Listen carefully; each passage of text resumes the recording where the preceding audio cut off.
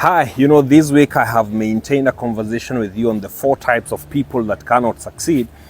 And I talked about the first category of people who are the people who don't know what they want. Then I talked about the second category, which is the people who don't say what they want.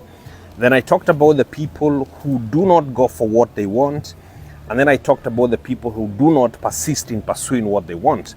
But somebody actually did an inbox to me and challenged me and told me, Eric, you talked about saying what you want. And he reminded me about the story of Joseph in the Bible. We all remember the story of Joseph in the Bible, how he had a dream.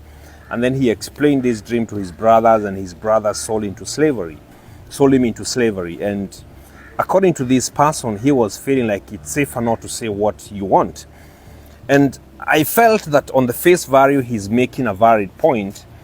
But one of the things that I have always realized every time I have read the story of Joseph in the Bible is that if he didn't tell his brothers what he had dreamt, he would not have provoked their jealousy, and therefore they would not have sold him into slavery, and they would not have put him on the path to achieving the vision and the dream that God had for his life. He would not have met his destiny. So when it comes to the story of Joseph, I think it has 2 perspectives, and it depends on how you want to look at it. The way I look at it is that by him telling his brothers what he had dreamt, he provoked their jealousy.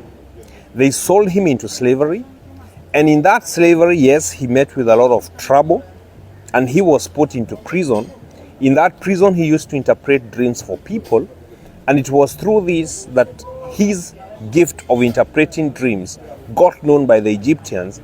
And when the king needed somebody to interpret his dream, Joseph came in as a recommendation.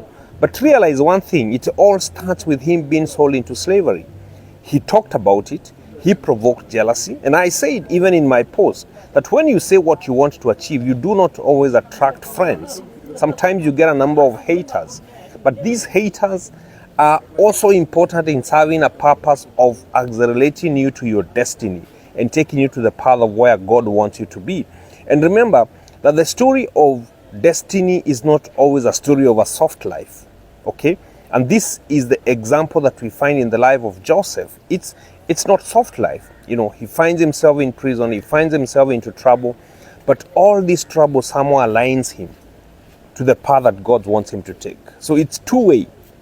There are those who feel if he didn't talk about it, he wouldn't have gotten himself into trouble. But the question is, if he didn't get himself into trouble, would he have fulfilled the purpose for his life? Trouble is not always bad in life, okay? Challenges are not always bad in life.